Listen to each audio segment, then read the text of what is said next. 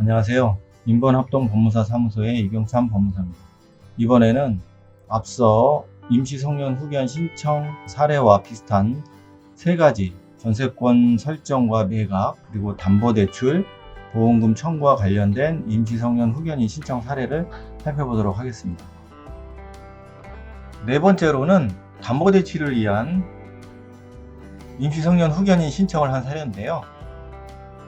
청구인은 피후견인, 즉 사건 본인의 아들이었습니다.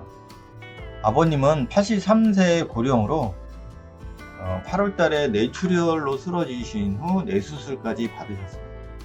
그래서 현재는 의식은 있지만 눈만 뜨고 있는 식물 인간으로서 24시간 누워만 계시고 음식물 섭취도 어려워서 콧줄로 음식물을 공급받고 계십니다. 그래서 24시간 병상에 누워만 계시는 와상 상태로 병원비 매달 300만원과 간병비로 매달 330만원의 비용이, 즉 합계 630만원 이상이 소요되고 있는데요. 또 수술을 할 경우에는 수술비가 추가로 부담돼야 되는 상황입니다.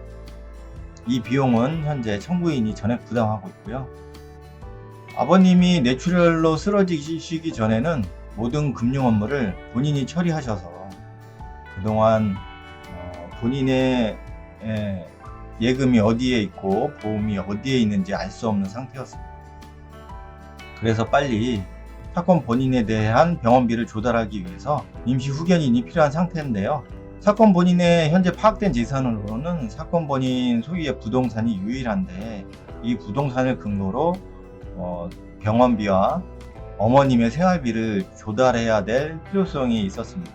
그런데 이 방법으로는 담보대출을 받는 방법밖에 없었는데요.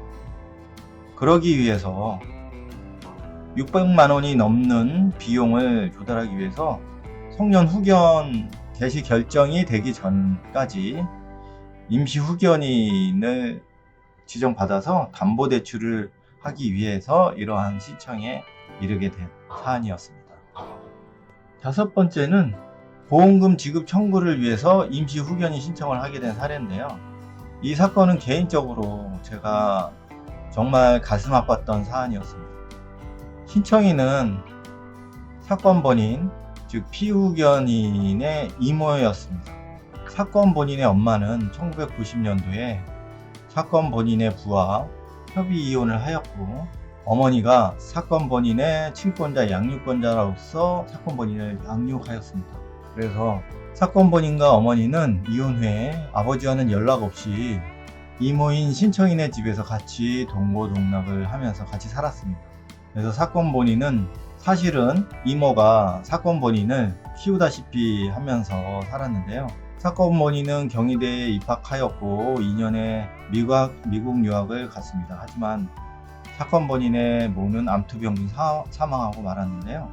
이 와중에 사건 본인은 5년의 미국 유학을 마치고 입국한 후 우간다 등 아프리카 저개발 국가의 원조 활동인 NGO 활동에 뛰어들었습니다.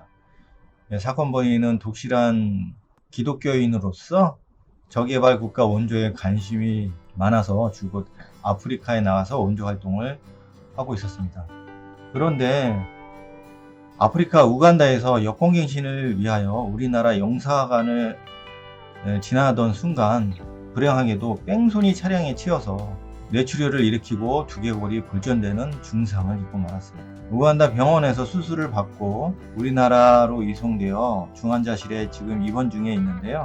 그래서 사건 본인은 지금 의식불명 상태로서 두개골 일부가 없는 상태에서 인지 기능이 상실되었고 의사소통이 전혀 불가능한 상태였습니다. 사건 본인이 우리나라로 이송된 지 보름간의 병원비가 무려 1,600만원에 달하고요. 본인 부담금이 400만원, 한 달간 병원비만 800만원이 넘는 상태였습니다.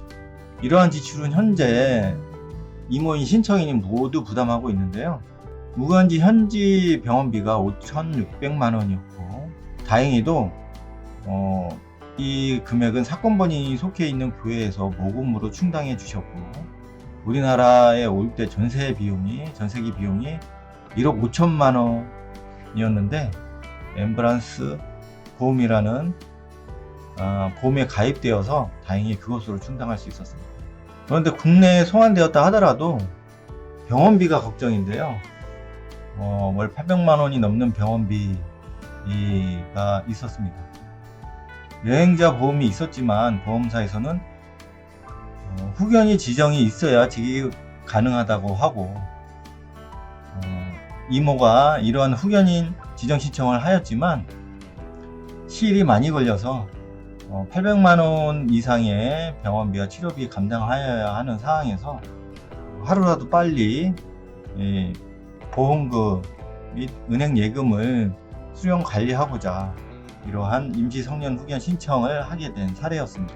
하지만 임시 성년 후견 지정을 받고 성년 후견 지정을 받은 이후 얼마 안 있어서 이 신청이 사건 본인이 사망했다라는 소식을 듣게 되었습니다. 참 가슴 아픈 사례였는데요. 먼 타국에서 이렇게 고생을 하고 이런 불미스러운 사고로 인해서 사망을 하게 된 분의 사례였습니다. 네, 이로써 임시 성년 후견 신청 사례를 살펴보았고요. 다음에는 더 알찬 내용으로 찾아뵙도록 하겠습니다. 감사합니다.